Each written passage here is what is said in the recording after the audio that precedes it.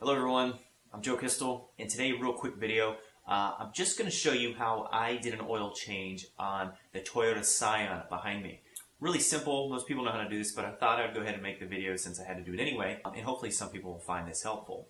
So first things first, real simple, we want to open the engine hood and basically look at the top of the engine, and we're going to find the oil cap. I like to remove that cap first. Then what we want to do is go underneath the car, and we want to locate the oil pan and the oil drain plug.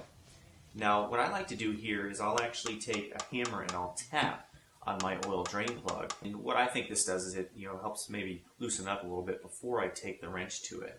In this case, this car has a 14mm oil drain plug, so that's the socket I use. I go ahead, put a little torque on there, break that drain plug free, loosen it all the way up, and allow the oil to drain out. While that oil is draining out, I want to go ahead and remove the oil filter as well. Now in this car, the oil filter is actually located just in front of the oil pan towards the bumper. It's very easy to see. So I was lucky I was able to remove the oil filter by hand. It took a little umph, but I was able to break it free and remove the oil filter. So now that we've got the oil filter off and pretty much all the oil drained, what I'm going to do now is simply put the oil drain plug back in.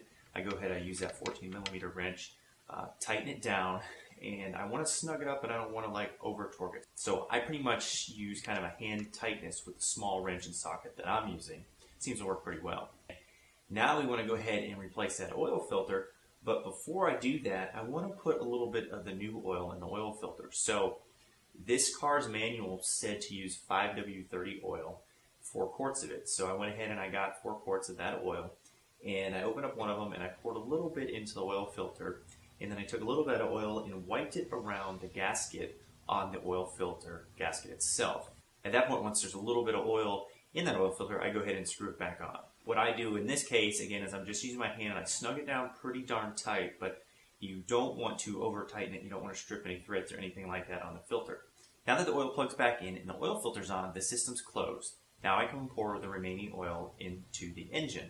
And again, I just do that at the top where I removed the oil cap earlier. We use 4 quarts of 5W30 for this car. So just pour it in and put the cap back on. I went ahead and checked the dipstick just to make sure it looks like I've got an approximate right amount of oil in there. And in this case I did, so I put it back in and my oil job is done. So there you go. That's how I did my oil change on this Scion here behind me. I hope this video was helpful. If it was, go ahead and please subscribe, and thanks for watching. I'm Joe Kistel. If you are curious how to reset the automated service light that pops on your dash, I don't have a video for it, but I can tell you real quick. All you do is go in the car, hold down the trip odometer, and while you're holding that down, turn the key all the way to on without engaging the starter. Hold it for, it's probably 5 seconds or so. And while you're doing that, look at the odometer on the dash, and you'll see dash lines, and I think there's 5 or 6 of them, and they'll go away with each second. Once those go all the way down to no bars left, then the sensors reset, and you're good for another 5,000 miles.